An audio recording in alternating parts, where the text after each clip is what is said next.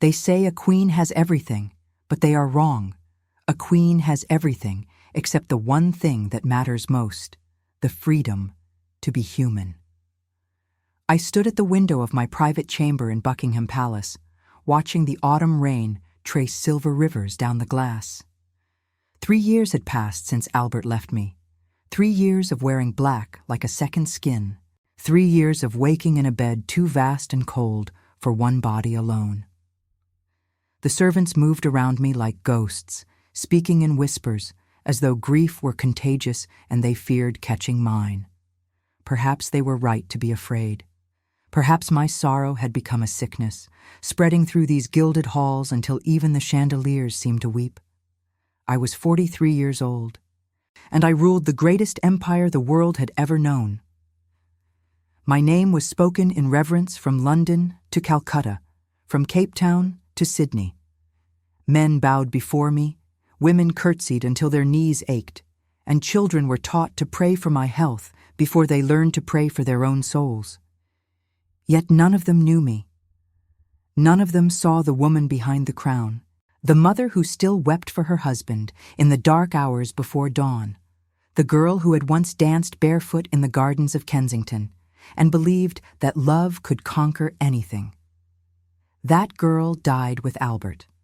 What remained was only Victoria Regina, a title etched in gold and printed on currency, stamped on documents that decided the fates of millions.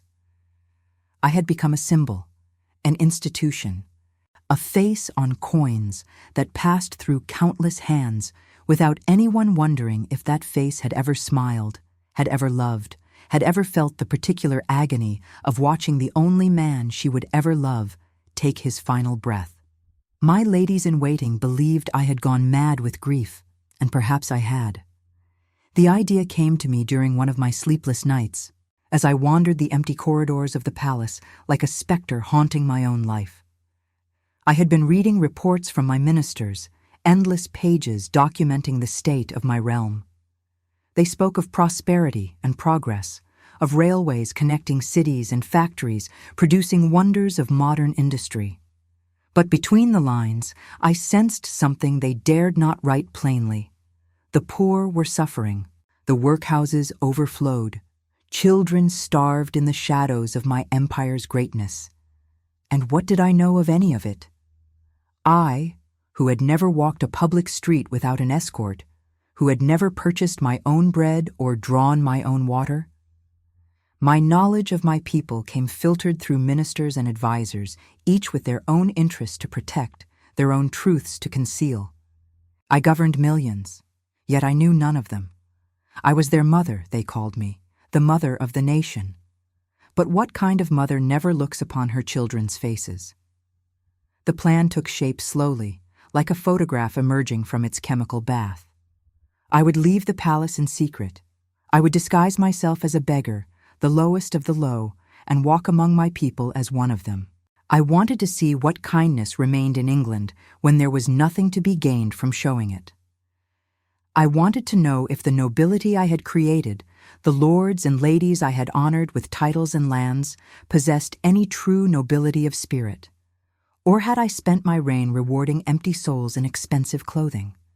My personal maid, Sarah, was the only one I trusted with my secret. She wept when I told her, begged me to reconsider, warned me of the dangers. A queen wandering the roads alone, she said, would be robbed, assaulted, perhaps killed. But I had already considered these risks and found them acceptable. What was the point of ruling an empire if I could not walk safely within it?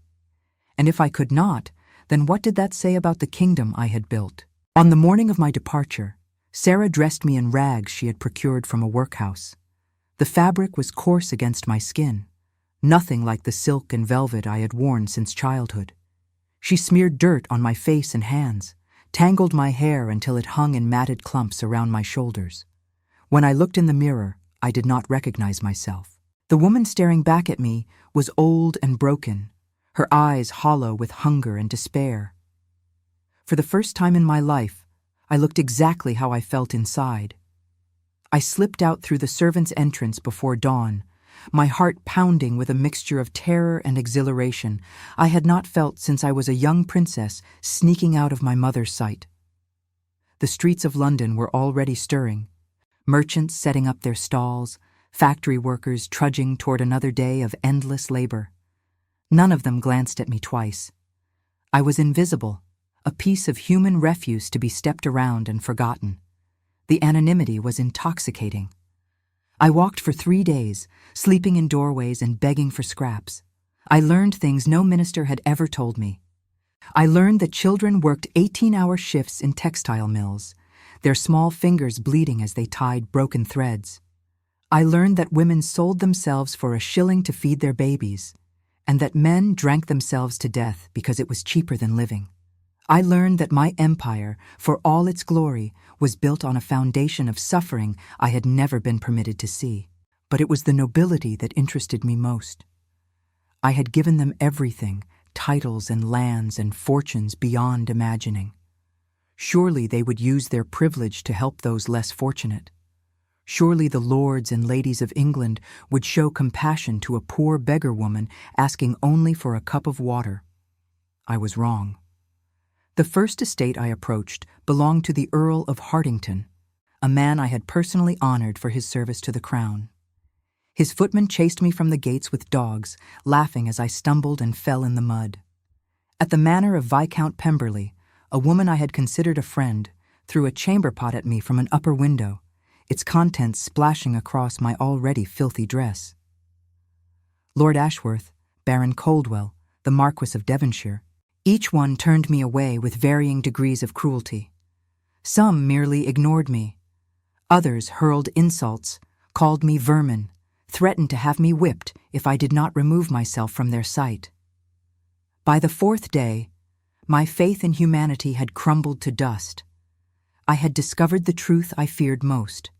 The nobility I had created was rotten to its core, a gilded shell concealing hearts of stone. I had wasted my reign honoring men and women who possessed not a single grain of genuine virtue. The shame of it burned in my chest like acid, and I wondered if I had the courage to continue. It was late afternoon when I arrived at the gates of Blackmore Manor. The estate rose from the mist like something out of a Gothic novel, all grey stone and pointed spires, surrounded by ancient oaks whose branches reached toward the sky like supplicating hands.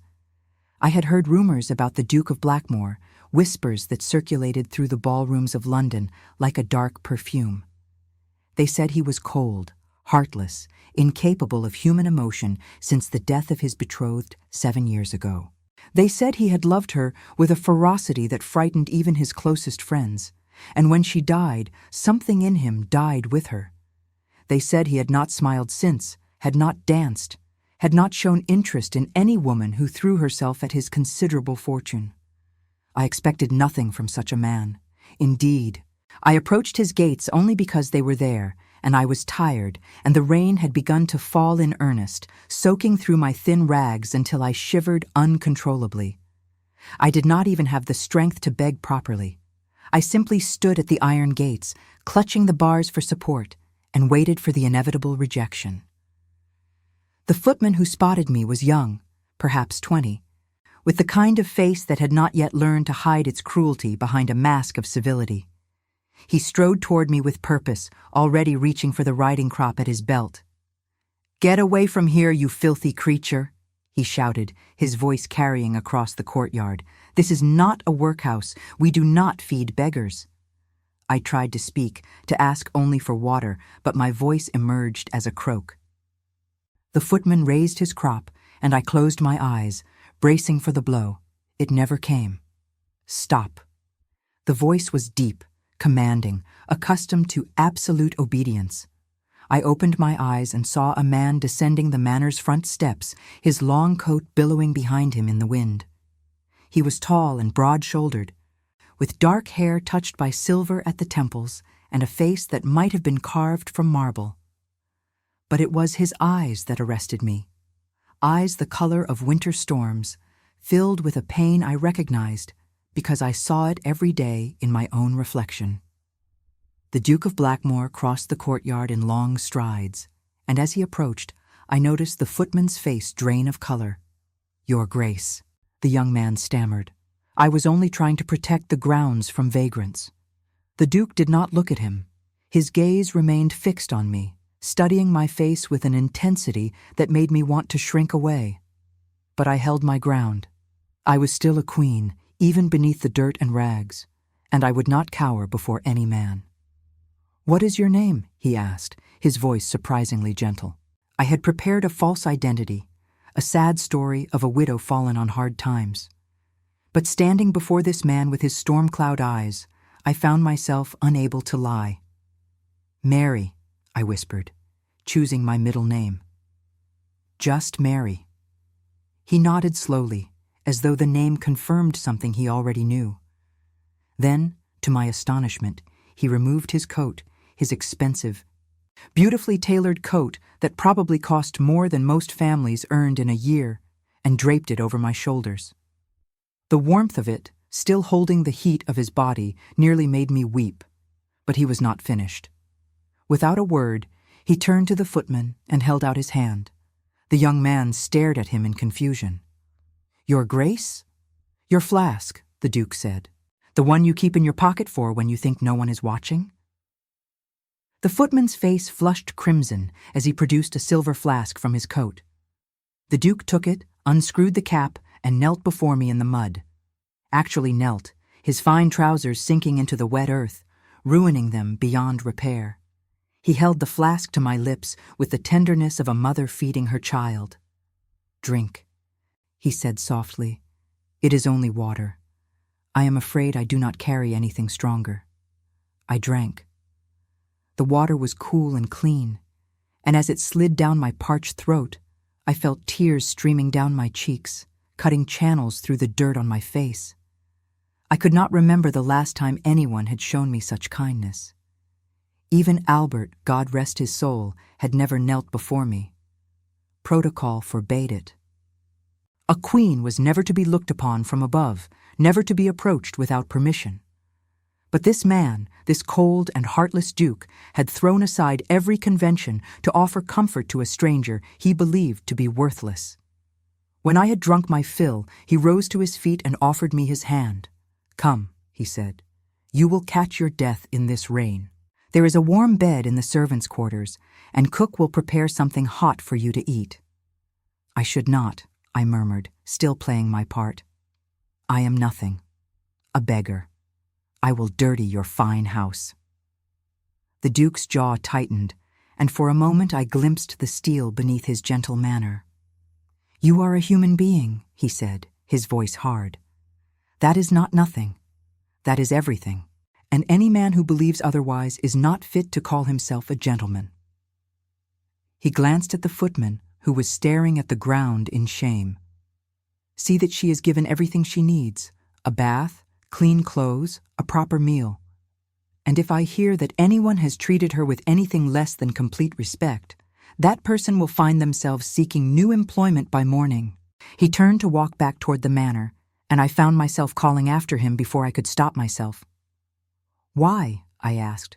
"Why are you helping me?" "You do not know me. I could be anyone. A thief, a liar, a madwoman." The Duke paused on the steps and looked back at me. The rain was falling harder now, plastering his dark hair to his forehead, but he did not seem to notice. "When I was a boy," he said, "my mother told me that we reveal our true character not in how we treat those above us, but in how we treat those below us."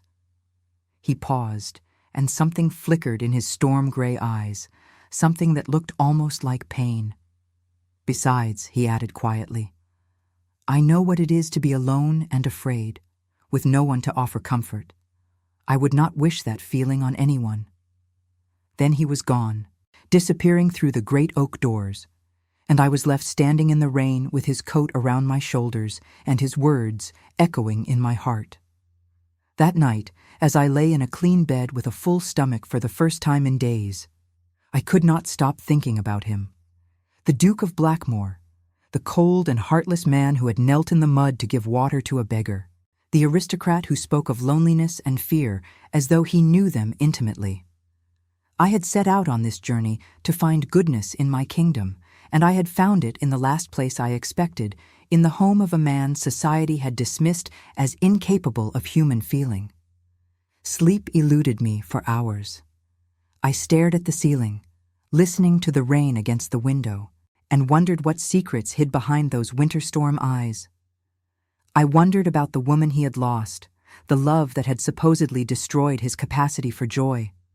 I wondered if a heart that had loved so deeply could ever learn to love again. And then, unbidden, came a thought so dangerous I tried to push it away the moment it formed. I wondered what it would feel like to be loved by such a man, to be the one who finally reached through his walls of ice and found the warmth I sensed burning beneath. I am a queen, I reminded myself. I am in mourning. I am old and tired, and I have an empire to rule. I do not have the luxury of such foolish fancies. But as I finally drifted toward sleep, my last conscious thought was of storm-gray eyes and a voice that called me a human being as though it were the highest title anyone could ever hold, higher than queen, higher than empress, higher than any crown I had ever worn. In the morning, I told myself, I would leave. I would return to London and forget this strange interlude, this moment of weakness in which I had allowed myself to feel like a woman instead of a monarch. But morning was still hours away, and in the darkness of that unfamiliar room, with the Duke's kindness wrapped around me like his coat, I let myself imagine, just for a moment, what it might be like to stay. Outside, the rain continued to fall, washing the world clean, and somewhere in the great house above me, a man who had forgotten how to smile was perhaps lying awake as well, wondering about the beggar woman he had saved. I pressed my hand against my heart and felt it beating, truly beating, for the first time in 3 years. I did not know then that everything was about to change. I did not know that by morning my guards would find me, that 300 soldiers in scarlet coats would surround this manor, and that the Duke would look out his window believing he was about to be arrested or killed. I did not know that my secret would be revealed, that I would stand before him not as Mary the beggar, but as Victoria the Queen, and that the look in his eyes when he recognized me would haunt my dreams for months to come. All I knew, in that quiet hour before dawn, was that I had found something I thought I had lost forever. I had found hope. I awoke to the sound of thunder, but it was not the sky that rumbled.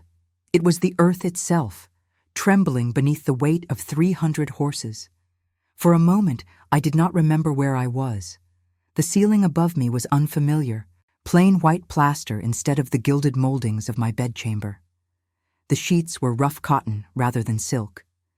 Then memory returned in a flood, the rain, the gates, the Duke kneeling in the mud, and I sat up with my heart pounding against my ribs like a caged bird.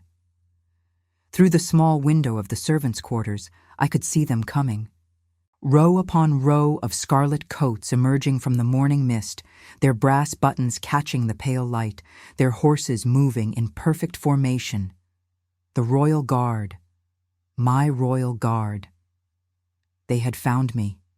I should have felt relief. I should have felt grateful that my loyal soldiers had tracked me down before any harm could befall me. Instead, I felt only a terrible, sinking dread. They would take me back to the palace, back to the golden cage, back to the endless parade of duties and obligations that had slowly suffocated the woman inside the queen. And worse, far worse, they would destroy everything I had discovered in this place. I thought of the Duke, of his storm-gray eyes and his unexpected kindness. What would he think when he saw the army surrounding his home? He would believe himself accused of some crime, some treason against the crown. He would think that his compassion toward a beggar woman had somehow brought ruin upon his house. The thought was unbearable. I threw off the blankets and rushed to the window, pressing my palms against the cold glass. The guards had reached the manor gates now, their commanding officer shouting orders I could not hear. Servants were spilling out of the house in various states of undress, their faces white with terror. And there, on the front steps, stood the Duke himself. He was dressed hastily, his shirt untucked, his coat missing. His dark hair was disheveled from sleep, and even from this distance I could see the tension in his shoulders, the way his hands clenched into fists at his sides. He stood perfectly still as the gates swung open and the soldiers poured into his courtyard, a man facing his execution with dignity intact. I could not let this continue. I could not let him suffer a moment longer for a crime he had not committed.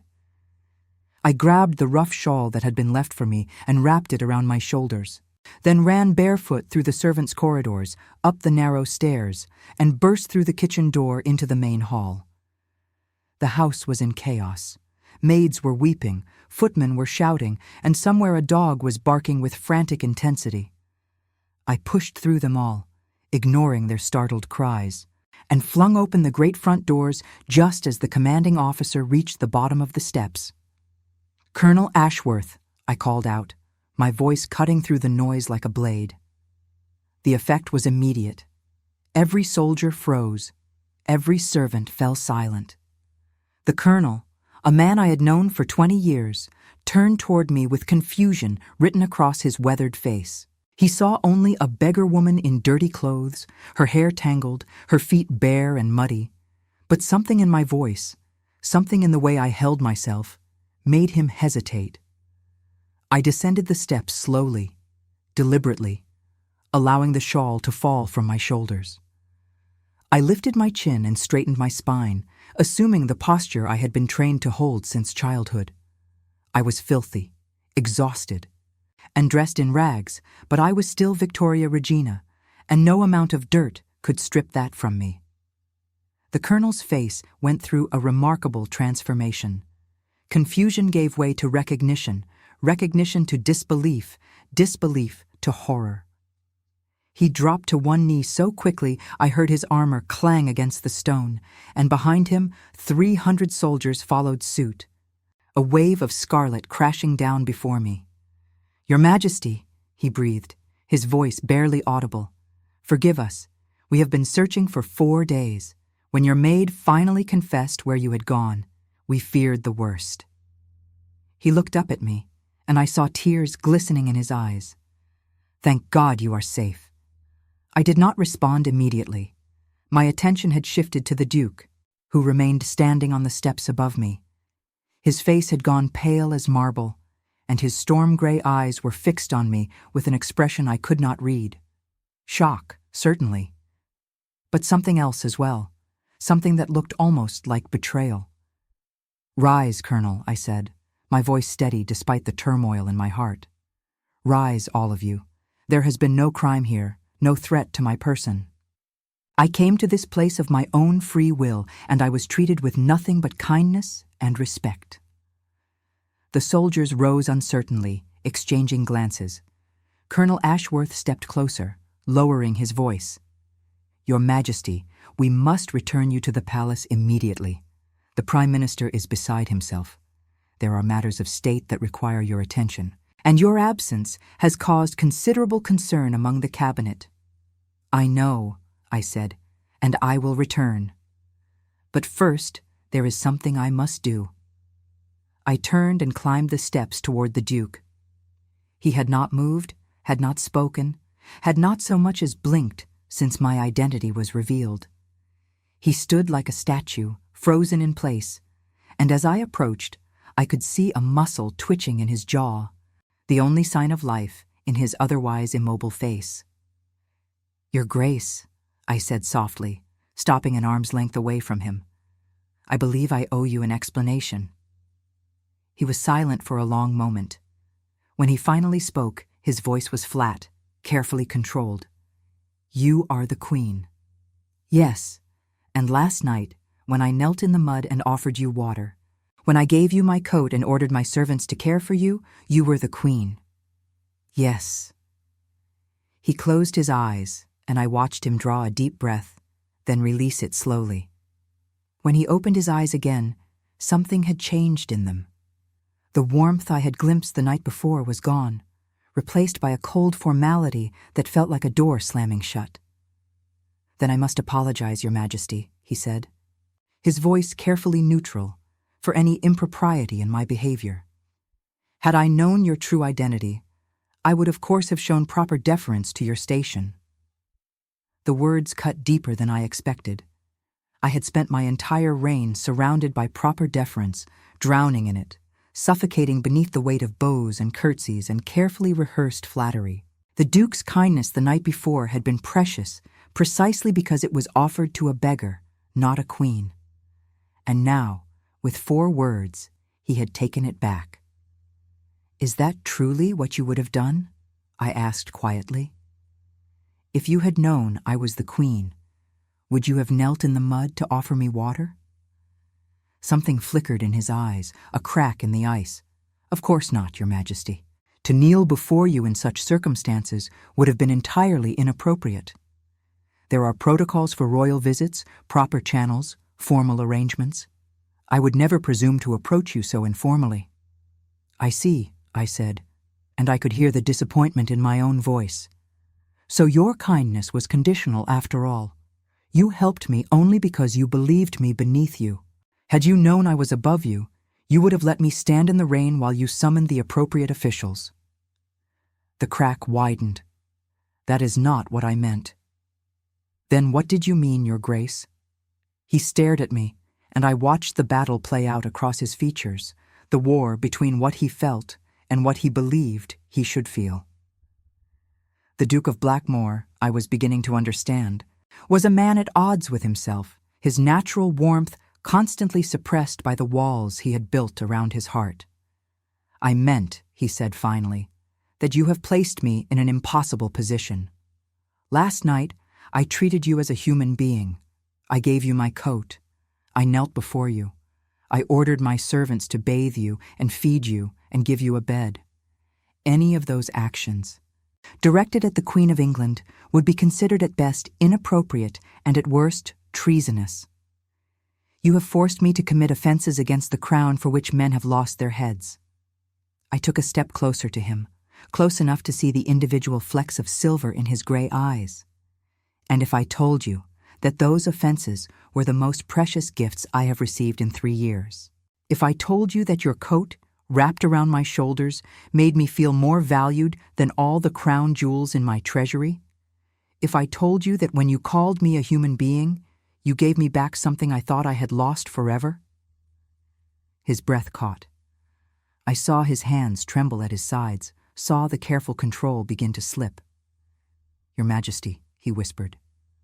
"Victoria," I corrected him. "When we are alone, when there is no one watching, I would ask you to call me Victoria.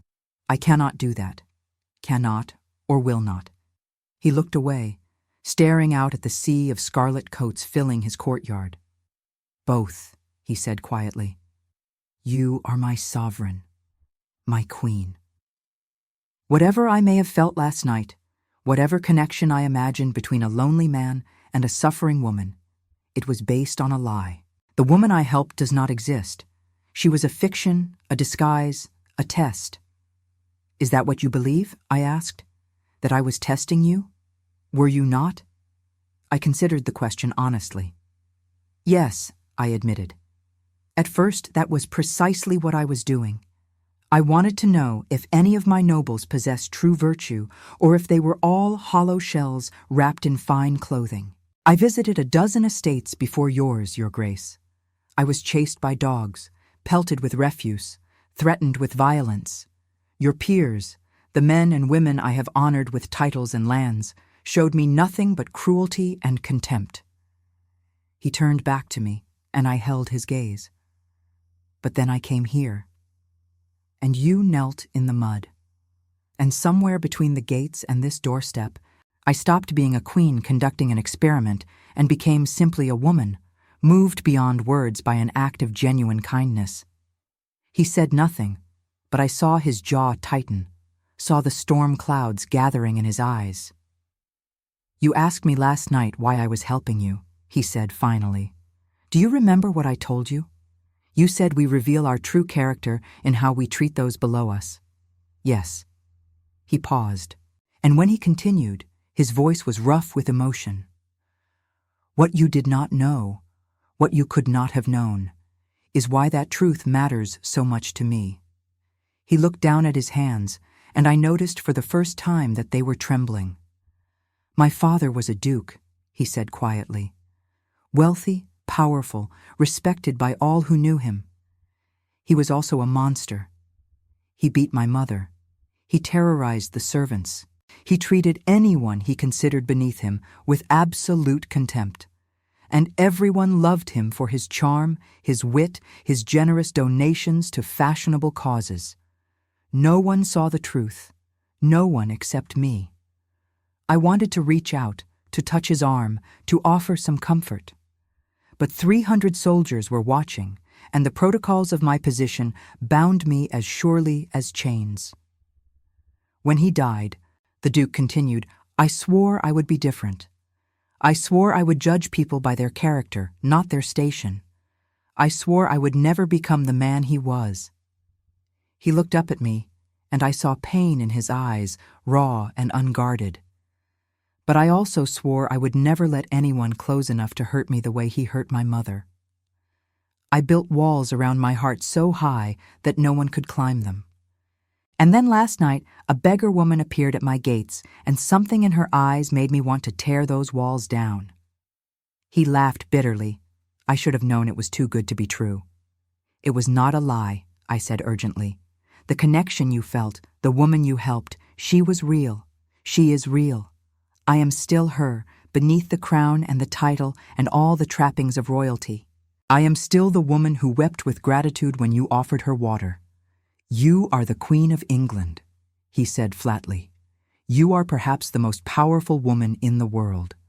How can I possibly believe that you are also the frightened beggar who clutched my gates for support? Because power does not protect us from loneliness, I said, my voice breaking slightly. Because crowns do not keep us warm at night. Because I have spent 3 years drowning in grief, surrounded by thousands of people who bow and scrape and tell me what they think I want to hear, and not one of them has ever looked at me the way you looked at me last night, as if I mattered, as if I was worthy of compassion simply because I existed. The Duke stared at me, and I watched something shift behind his eyes. The ice was melting, slowly but unmistakably, and beneath it I glimpsed warmth, longing, a desperate hope that mirrored my own. Your Majesty, Colonel Ashworth called from the courtyard below, interrupting the moment. We really must be going. The Prime Minister has sent urgent messages. I did not turn around. I kept my eyes fixed on the Duke, willing him to understand, to believe, to give me something to hold on to when I returned to my gilded cage. I must go, I said softly. But I want you to know that what happened here will not be forgotten. I came to your estate expecting to find another disappointment, another hollow aristocrat wearing virtue like a costume. Instead, I found something I had given up hope of finding. I found proof that goodness still exists in this world. I reached into the pocket of my ragged dress and withdrew a small object, a ring I had hidden there before leaving the palace. A simple gold band set with a single sapphire. It had belonged to my grandmother, and I had worn it secretly for years, a private reminder of who I was beneath the crown. Take this, I said, pressing it into his hand. Not as a royal gift, but as a token from one lonely soul to another.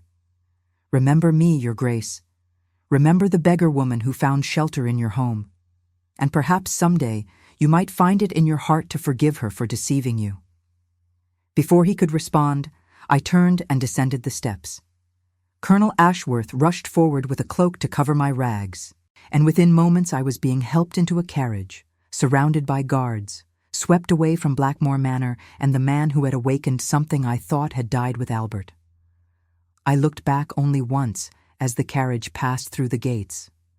The Duke was still standing on the steps, my grandmother's ring clutched in his hand, his storm-gray eyes following me with an expression that made my heart ache with possibility and pain. Then the carriage turned a corner, and he was gone, and I was once again Victoria Regina, Queen of England and Empress of India, returning to my throne with a secret burning in my chest, like a flame that refused to die. I did not know when I would see him again. I did not know if he would ever forgive me for my deception. But I knew, with a certainty that surprised me, that I would find a way to return to him. Some things are worth risking an empire for. And as the carriage carried me back toward London, back toward duty and protocol and the endless weight of the crown, I began to understand that the Duke of Blackmore might be one of them. The palace had never felt so empty. I walked its gilded corridors like a ghost haunting the halls of her own life, and everywhere I looked, I saw only absence. 2 weeks had passed since my return from Blackmore Manor, 2 weeks of meetings and documents, and the endless machinery of empire grinding forward without pause. My ministers had been furious, of course.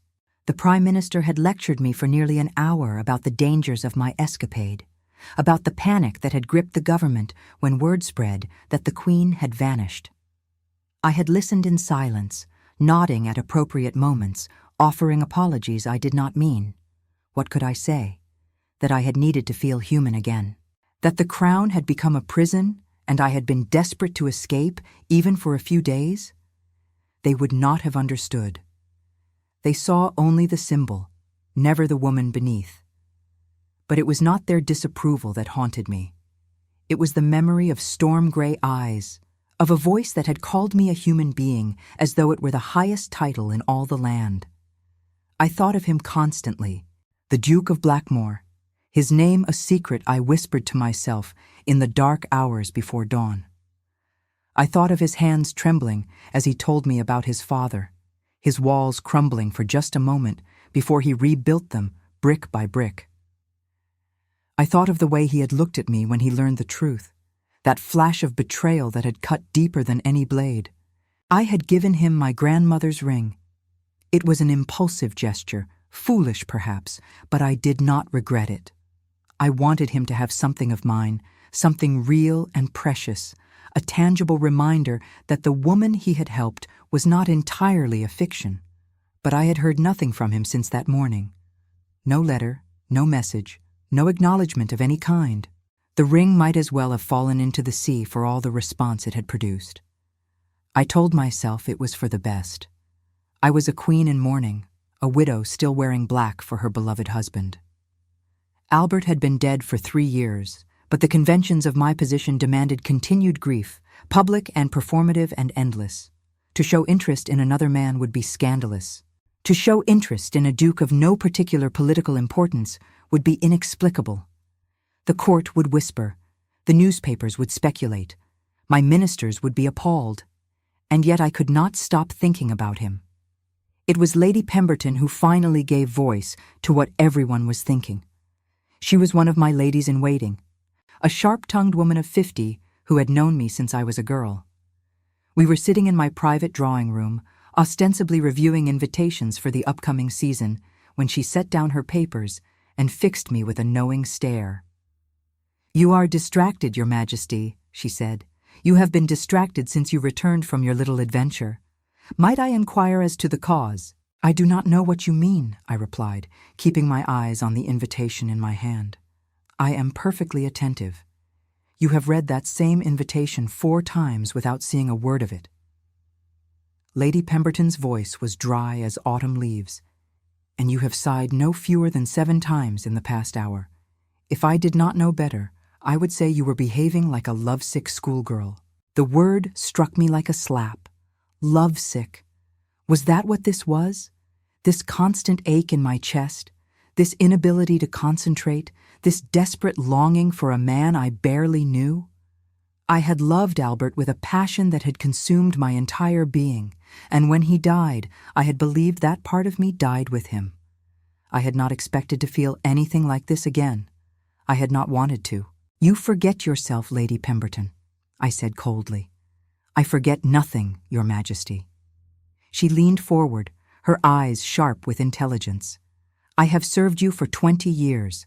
I have seen you in love, in grief, in triumph, and in despair.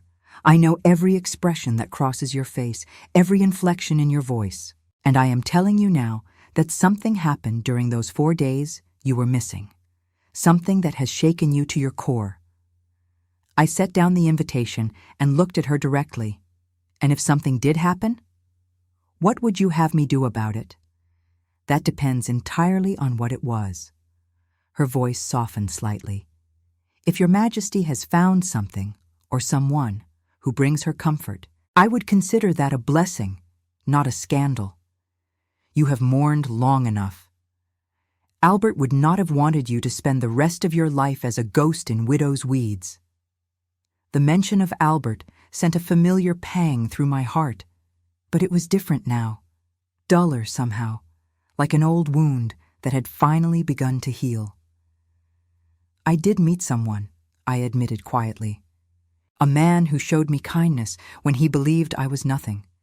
A man who knelt in the mud to offer water to a beggar. Lady Pemberton's eyebrows rose. "The Duke of Blackmore," she said. "Yes, I had heard rumors. The servants' gossip has been quite specific." I should not be surprised. Secrets do not survive long in this palace. No, they do not. She paused, choosing her next words carefully. "The Duke is an interesting choice, Your Majesty. He is wealthy, titled, and from an ancient family. He is also known to be cold, reclusive, and utterly uninterested in society. The Tun has spent years trying to draw him out, and he has rebuffed every attempt. Yet apparently he knelt in the mud for a beggar woman. He did not know who I was." "No," Lady Pemberton agreed. "That is precisely what makes it interesting." She stood and crossed to the window, looking out at the gardens below. "There are many men who would show kindness to a queen. Kindness to royalty costs nothing and gains much. But kindness to a beggar, when no one is watching, when there is nothing to be gained, that reveals true character." I joined her at the window, standing side by side as we watched the gardeners tending the roses. "What would you advise me to do?" I asked. "That depends on what you want, Your Majesty. Do you wish to see him again?" The question hung in the air between us, heavy with implication. I thought of storm-gray eyes, of trembling hands, of a voice rough with emotion telling me about a father who was a monster. I thought of walls built so high that no one could climb them, and I thought of how desperately I wanted to try. "Yes," I whispered, "I want to see him again." Lady Pemberton nodded slowly. "Then you must find a reason, a public reason, something that will satisfy the court and the ministers and the newspapers." She turned to look at me, and there was something almost conspiratorial in her smile. "You are the Queen, Your Majesty. If you wish to reward a man for his virtue, no one can stop you." The idea took root in my mind like a seed finding fertile soil. A reward. A public acknowledgement of the Duke's kindness. It would give me an excuse to summon him to court, to see him again, to perhaps begin to repair the damage my deception had caused. It was proper, it was reasonable, and it was entirely within my rights as sovereign. I spent the next 3 days crafting the perfect honor. It could not be too grand, or people would wonder at my excessive generosity toward an obscure duke. It could not be too modest, or it would seem like an afterthought. I finally settled on an invitation to a private audience, followed by a formal dinner in his honor. The stated purpose was to thank him publicly for his charitable treatment of a subject of the crown, a carefully worded acknowledgement that revealed nothing of my true identity as the beggar he had helped. The invitation was sent, and then began the waiting. Each day felt like an eternity. I found myself watching the post with the intensity of a hawk, my heart leaping every time a messenger arrived. 3 days passed, then 4, then 5. I began to despair. Perhaps he had decided to refuse. Perhaps he was so angry at my deception that he wanted nothing more to do with me, queen or not. On the 6th day, his response arrived. I remember the moment with perfect clarity. I was in my study, pretending to review trade agreements while actually staring out the window when Lady Pemberton entered with a silver tray bearing a single envelope. The seal was crimson wax impressed with the Blackmore crest, a raven holding a rose in its talons. My hands trembled as I broke the seal. The letter inside was brief, written in a strong, elegant hand that somehow seemed to match its author. Your Majesty, it read, I am honored by your invitation and will attend as requested. However, I must confess that I approach this audience with considerable apprehension. The last time we met, I said things that I fear were inappropriate, regardless of the circumstances. If I have given offense, I humbly beg your pardon. I remain, as always, your loyal subject, Edmund Ashworth, Duke of Blackmore. Edmund. His name was Edmund. I had not known that. In all our conversations, we had never exchanged given names. I pressed the letter to my chest and felt my heart soaring like a bird released from its cage. He was coming. The night of the dinner arrived with agonizing slowness. I spent hours with my maids, selecting the perfect gown, arranging my hair, choosing jewelry that was elegant but not overwhelming. I wanted to look beautiful, I realized with a start. Not regal, not imposing, but beautiful. It had been years since I had cared about such things. I chose a gown of deep burgundy silk, the color of wine held up to candlelight. It was more daring than my usual choices, the neckline lower, the waist more fitted. My ladies raised their eyebrows but said nothing. Around my throat, I wore a simple strand of pearls that Albert had given me on our 5th anniversary. It felt right somehow, wearing something of his, as though he were giving me permission to move forward. The guests began arriving at 7. There were perhaps 30 in attendance, carefully selected to create an intimate atmosphere without appearing too private. Ministers and their wives, a few trusted friends, several nobles who could be counted on to spread favorable gossip. And at precisely 7:30, the Duke of Blackmore was announced. He stood in the doorway of the reception hall, and for a moment the world went silent. He was dressed in evening black. His dark hair swept back from his forehead, his posture rigid with tension. His storm-gray eyes swept the room until they found me, and when they did, I felt the impact like a physical blow. We stared at each other across the crowded room.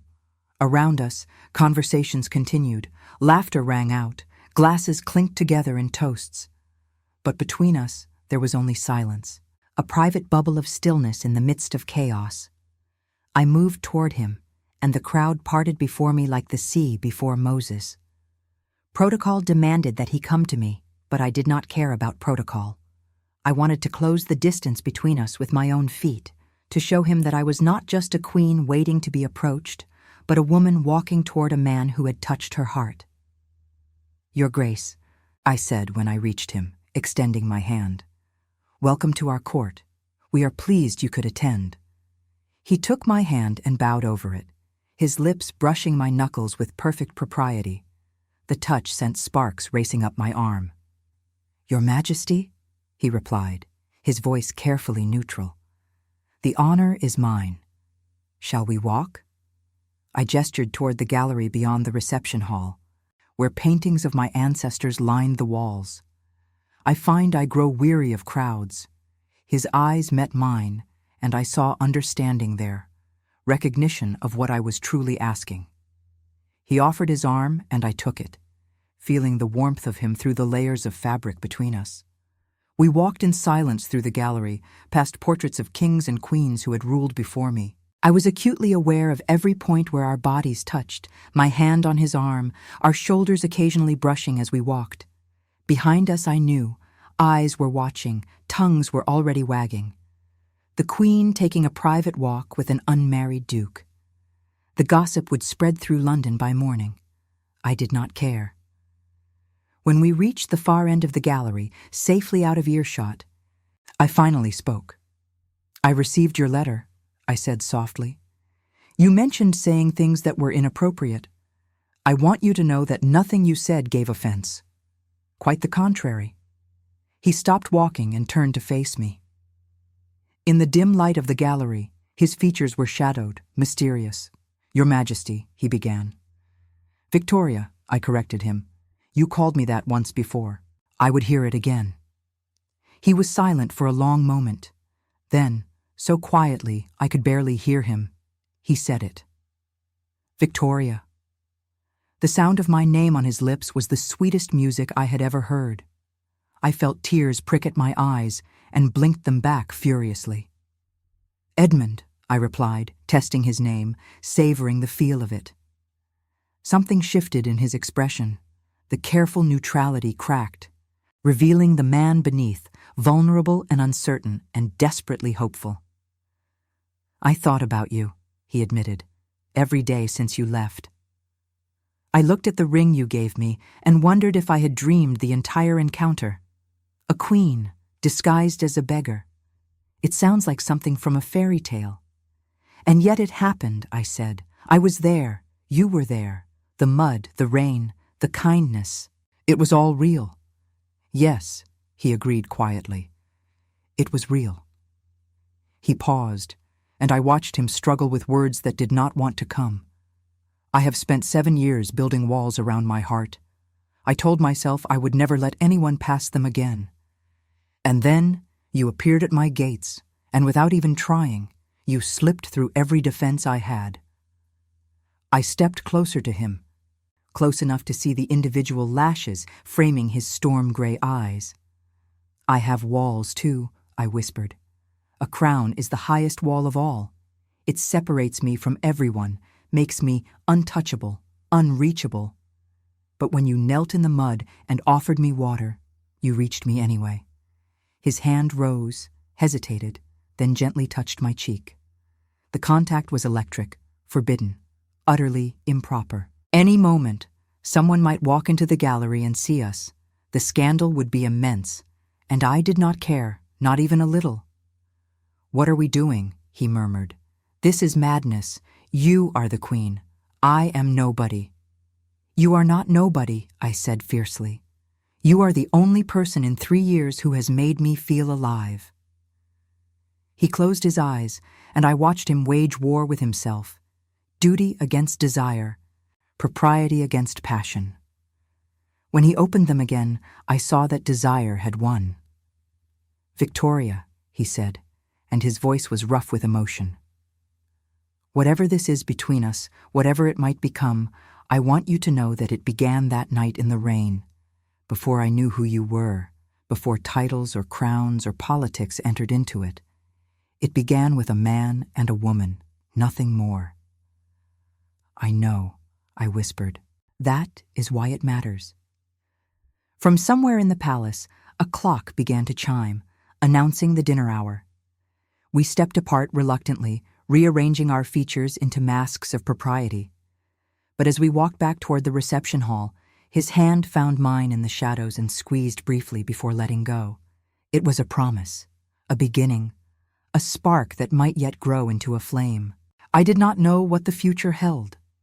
I did not know how we would navigate the treacherous waters of court politics, public opinion, and our own wounded hearts. But for the first time since Albert died, I faced the future with hope instead of dread. And as I took my seat at the head of the banquet table, with the Duke of Blackmore at my right hand where all could see, I allowed myself to believe that perhaps, just perhaps, a queen could find love again. The scandal broke 3 weeks after the dinner, spreading through London like wildfire through dry grass. I should have expected it. In a court built on whispers and speculation, nothing remained secret for long. Our walk through the gallery had been observed, analyzed, and dissected by a dozen pairs of watching eyes. The way I had looked at him, the way he had looked at me, the unprecedented honor of seating an obscure duke at the right hand of the queen, all of it had been noted and catalogued and transformed into fuel for the gossip mills. The newspapers were merciless. They did not dare print accusations directly, of course, for that would invite charges of sedition. But they implied, they insinuated, they asked questions designed to plant seeds of scandal in every reader's mind. "Is the widow of Windsor ready to remove her weeds?" one headline asked. Another wondered, what reward did the Duke of Blackmore truly receive? The cartoonists were even worse.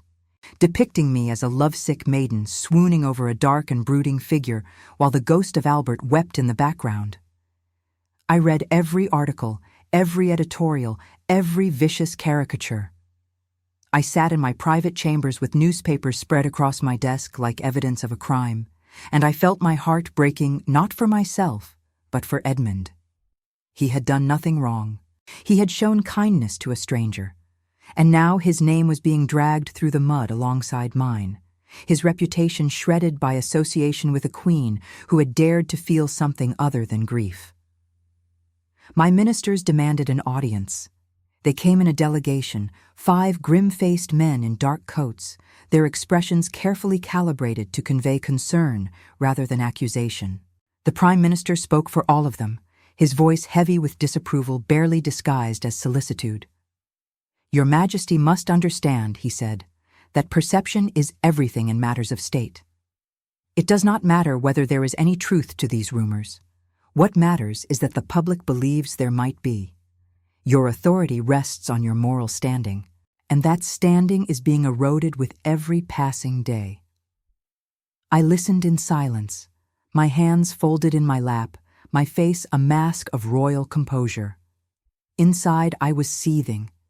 These men who presumed to lecture me about morality, who spent their evenings in gambling dens and their afternoons in the beds of other men's wives. These men dared to question my character because I had shown favor to a man who had been kind to me. "What would you have me do?" I asked when the Prime Minister finished his speech. "Deny that the dinner took place? Pretend that the Duke of Blackmore does not exist? We would suggest, Your Majesty, that you distance yourself from him, publicly and decisively. Issue a statement making clear that the dinner was merely a formal acknowledgement of a minor charitable act. Cancel any future engagements with the Duke. Let it be known that he is not welcome at court." The words struck me like blows. Distance myself. Cancel engagements. Not welcome. They wanted me to abandon Edmund, to throw him to the wolves of public opinion while I retreated to the safety of my throne. They wanted me to sacrifice him on the altar of propriety, to prove my virtue by destroying his. I thought of that night in the rain, of Edmund kneeling in the mud, of his voice telling me that we reveal our true character in how we treat those below us. He had refused to abandon a beggar woman when it would have been easy to look away. Could I do any less for him? "No," I said. The Prime Minister blinked. "Your Majesty?" I said no. I will not distance myself from the Duke. I will not cancel our engagements, and I will certainly not ban him from my court. I rose from my chair, and the ministers scrambled to their feet. "Gentlemen, I have endured 3 years of mourning. I have worn black until the color has seeped into my very soul. I have sacrificed every personal happiness on the altar of public expectation. And now you come to me and demand that I sacrifice more? Your Majesty," the Prime Minister protested, "we only seek to protect your reputation." "My reputation," I repeated coldly, "is my own concern. I am the Queen of England and Empress of India. I have ruled this nation for decades, guided it through wars and crises and transformations that would have broken lesser monarchs. I will not be dictated to by a handful of politicians who fear what the newspapers might say." The ministers exchanged uneasy glances. "Your Majesty," one of them ventured, "perhaps we might reach a compromise. If you were to receive the Duke in less public settings, away from the scrutiny of the court, the gossip might die down of its own accord." It was not a bad suggestion. In fact, it was precisely what I wanted: the freedom to see Edmund without the constant pressure of watching eyes. But I was too angry to acknowledge their wisdom, too defensive to accept anything that felt like retreat. "I will consider your counsel," I said stiffly. "Now leave me."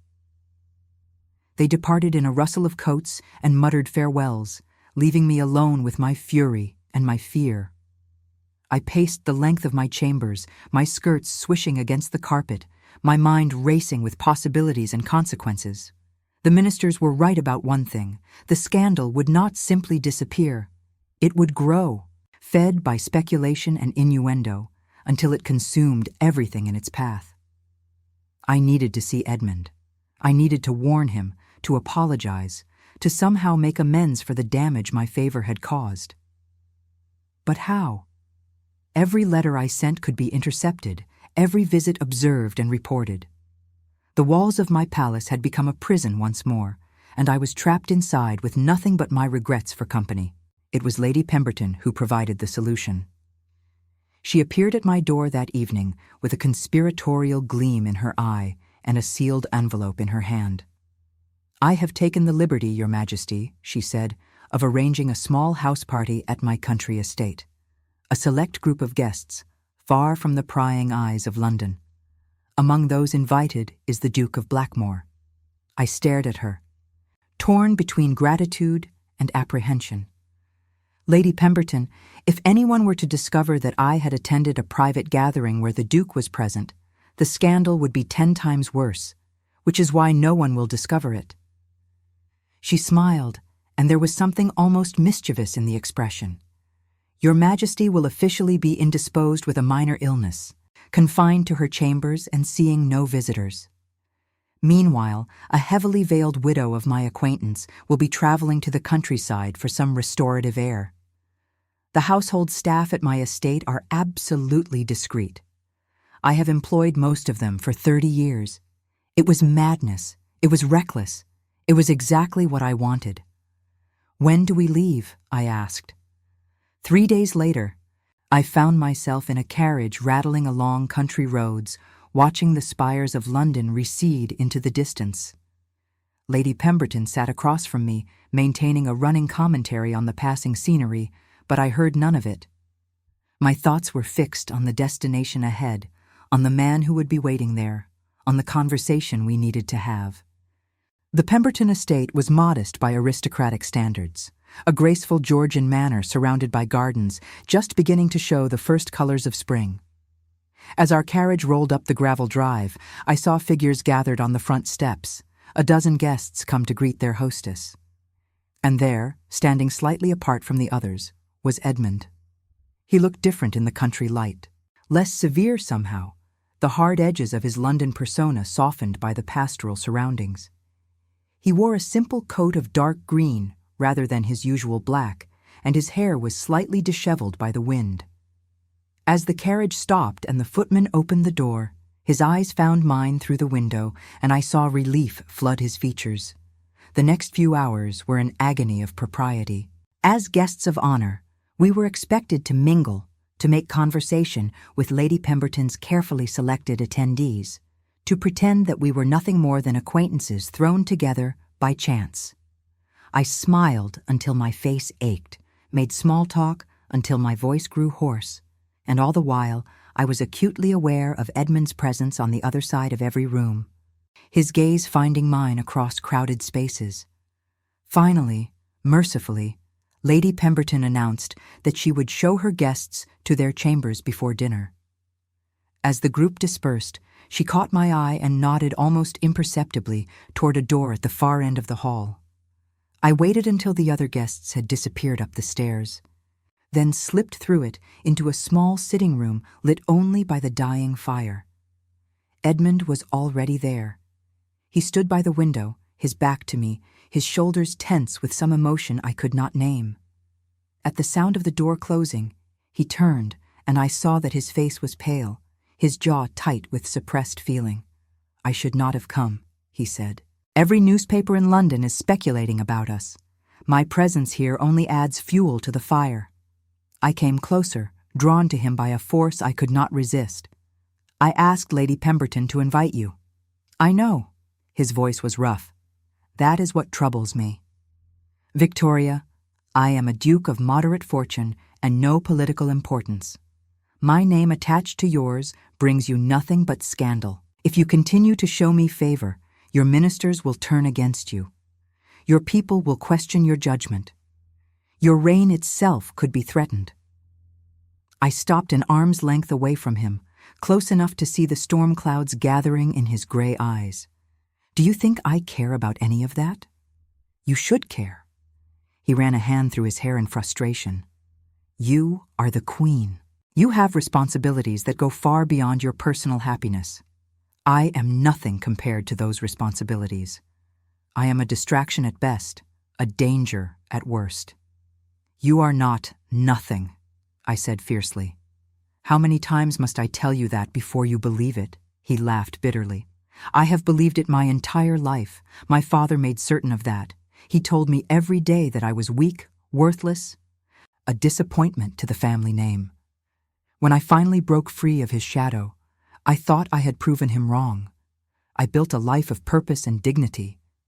I earned respect through my actions, but now I see that he was right all along.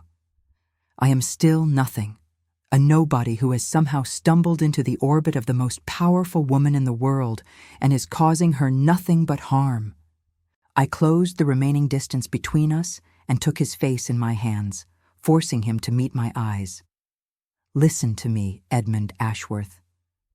I have known kings and emperors, princes and prime ministers.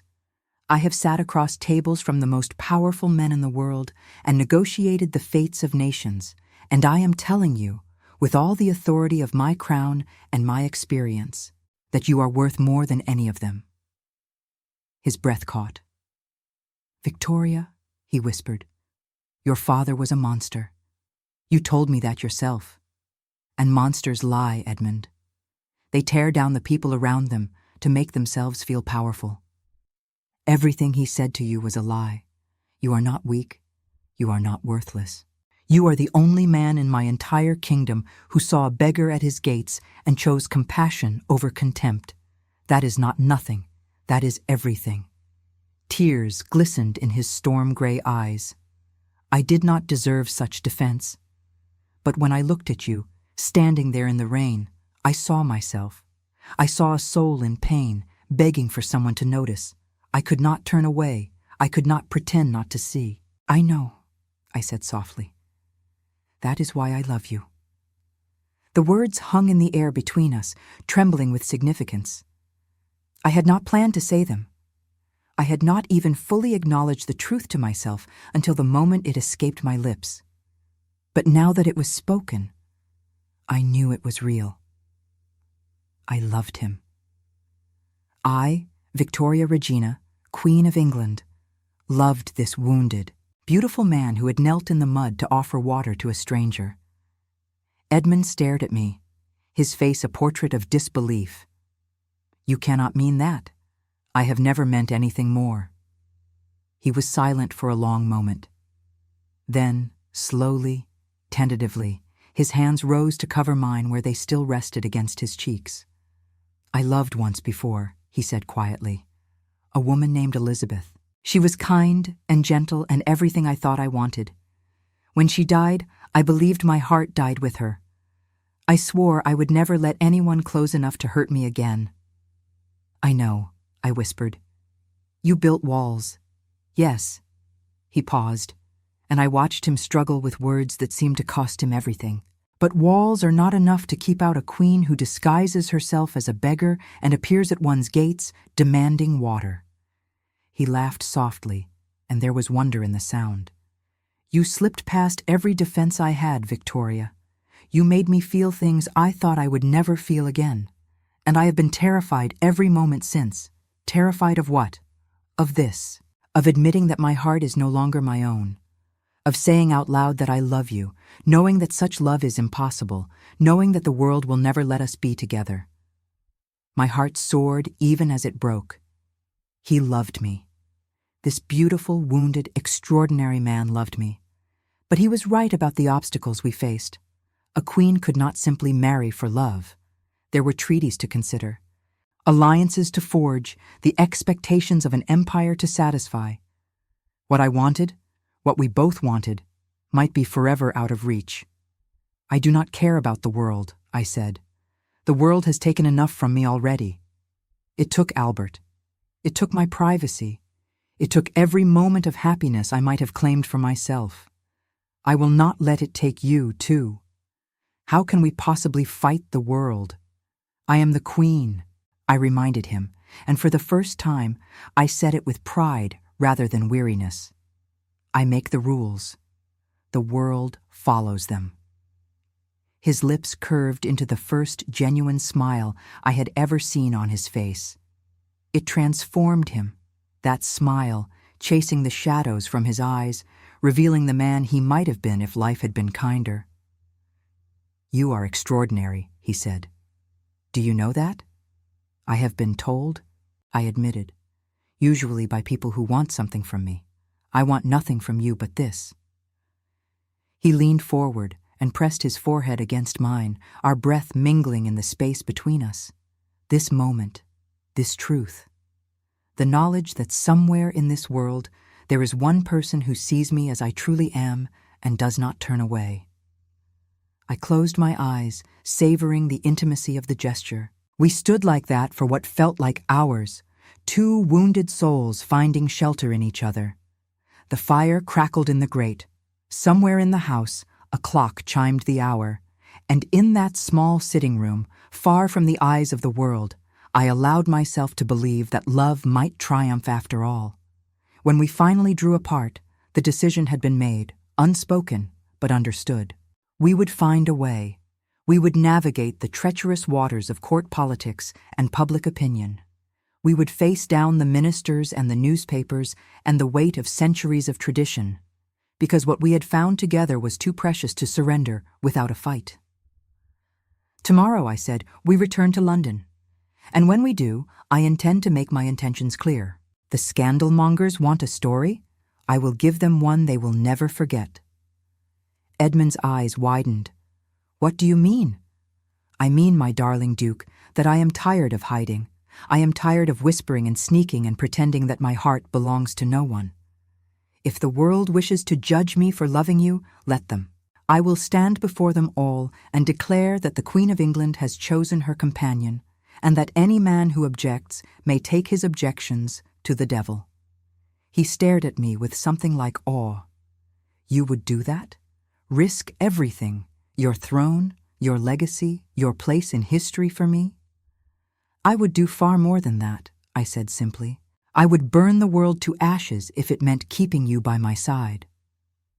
And in his eyes, I saw the same fierce determination reflected back at me. We were two against the world, but we were not afraid.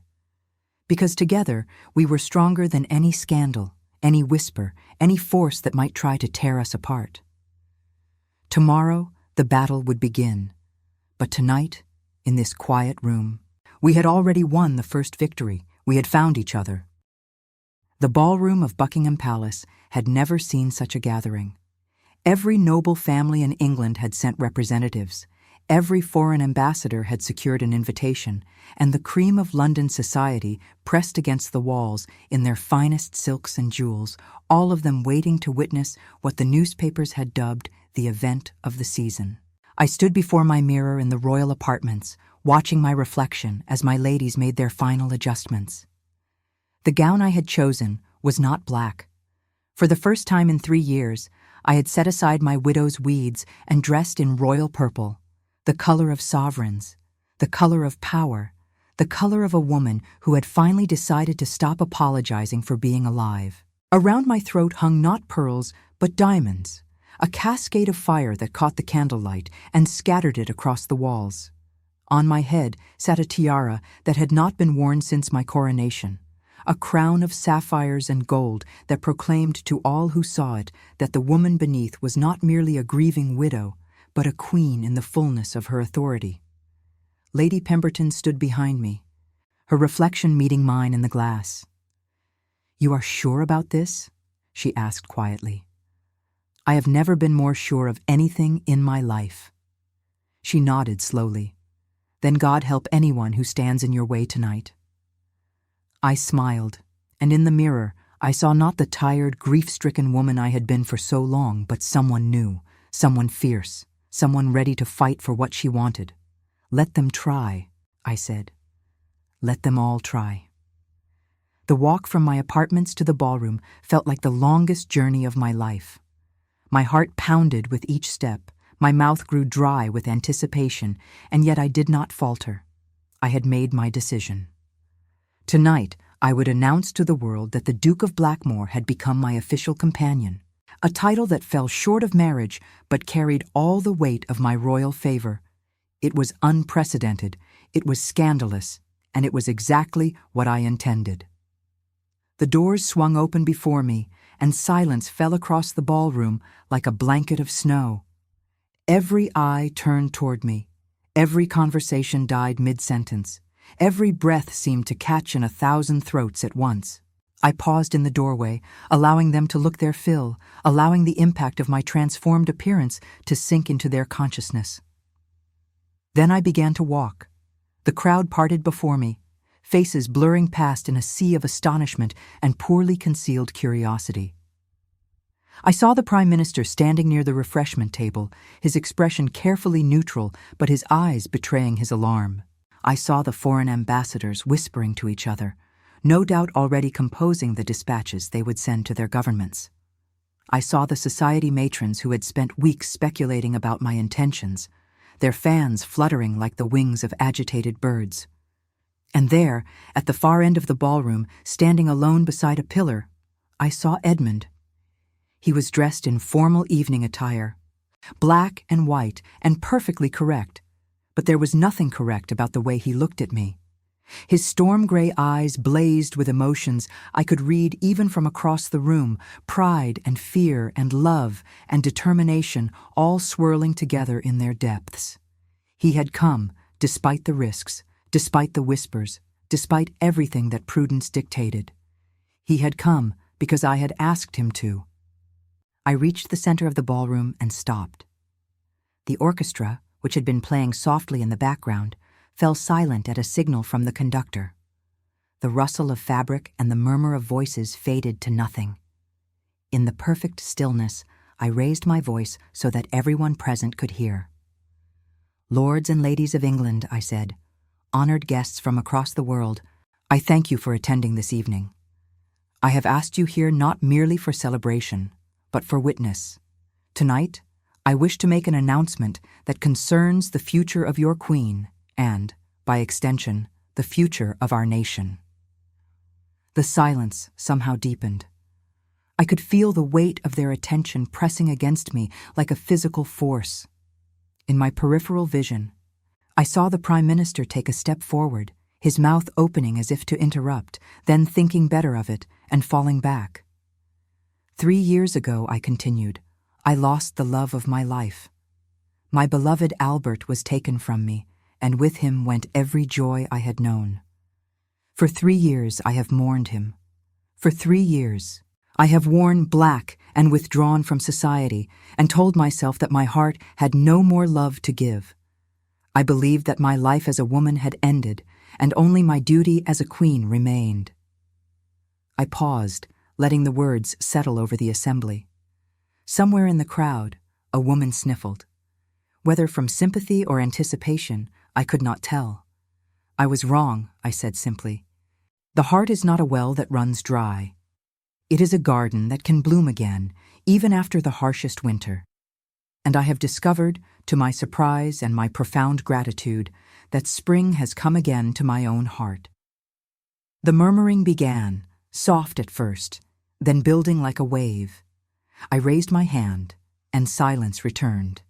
Some weeks ago, I undertook a journey that few of you know about.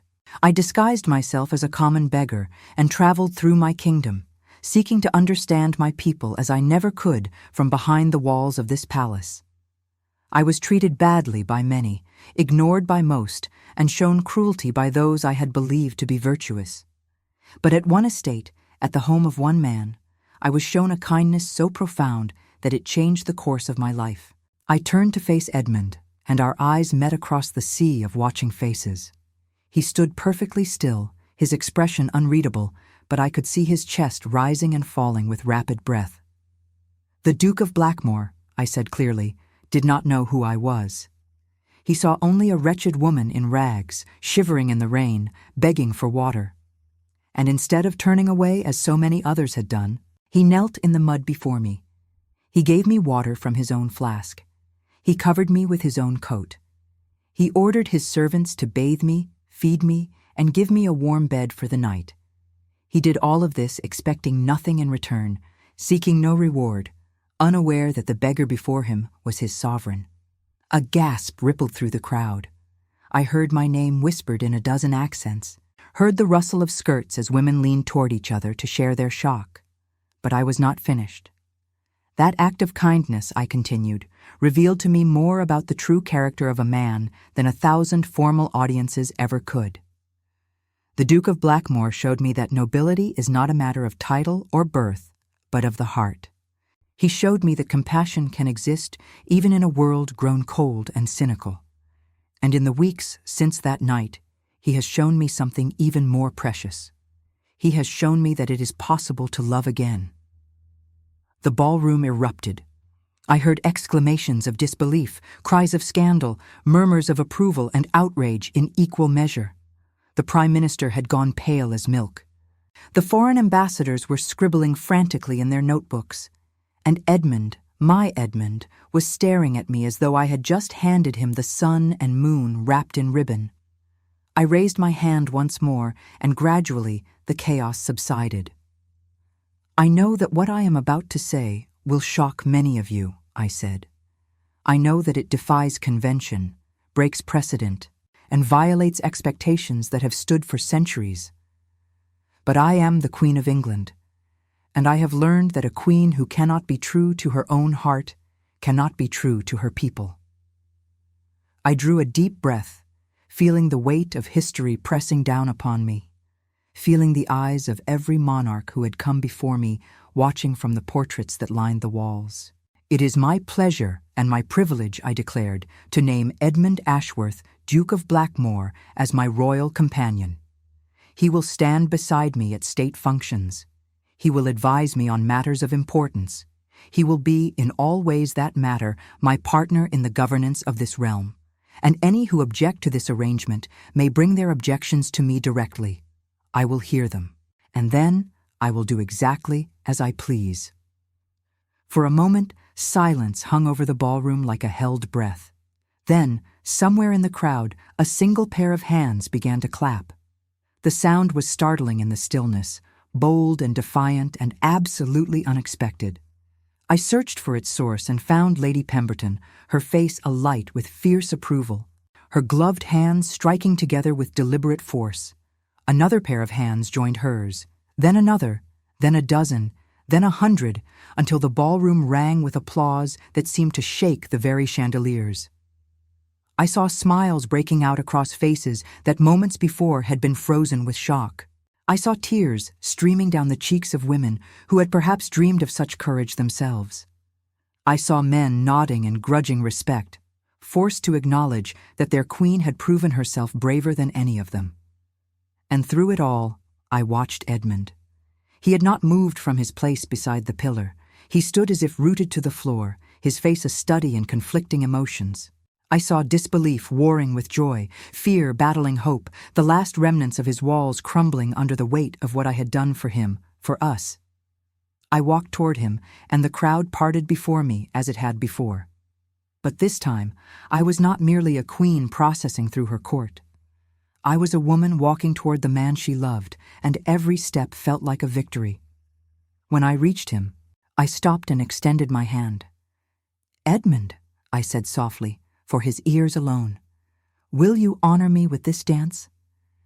He looked at my hand, then at my face, then at the hundreds of people watching us with varying degrees of fascination and scandal.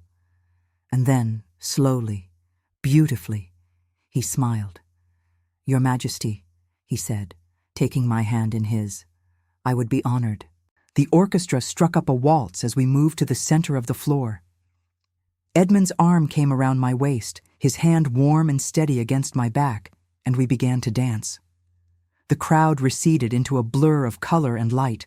The music swelled around us like an embrace, and for those few precious minutes, there was nothing in the world but the two of us, moving together in perfect harmony. "You realize," Edmund murmured as we spun across the floor, "that you have just declared war on half the aristocracy." "I know," I replied. "Let them bring their armies. I have faced worse." His arms tightened around me. "You are magnificent. I have my moments." We danced through one song, then another still. The other guests gradually joined us on the floor, but they gave us a wide berth, leaving a circle of empty space around us like a protective moat. I saw the Prime Minister dancing stiffly with his wife, his face still pale but resigned. I saw Lady Pemberton in the arms of a bemused ambassador, her eyes twinkling with mischief. I saw a world beginning to adjust to a new reality, a world in which the Queen of England had chosen love over convention and dared anyone to stop her. When at last the music ended, Edmund led me to a quiet alcove away from the main crowd. The windows behind us looked out over the palace gardens, where moonlight silvered the paths and fountains. In the distance, London stretched to the horizon, 1,000 lights glittering like earthbound stars. "I want you to know," Edmund said quietly, "that whatever happens after tonight, whatever challenges we face, I will stand beside you. Not because you are the Queen, but because you are Victoria. Because you saw me when I thought I was invisible. Because you loved me when I believed myself unlovable." "And I want you to know," I replied, "that you are the best thing that has happened to me in 3 years. You reminded me that my heart still beats, that my soul still yearns, that there is more to life than duty and grief. Whatever storms may come, we will weather them together." He raised my hand to his lips and pressed a kiss to my knuckles, a gesture of such tenderness that it brought tears to my eyes. "Together," he agreed.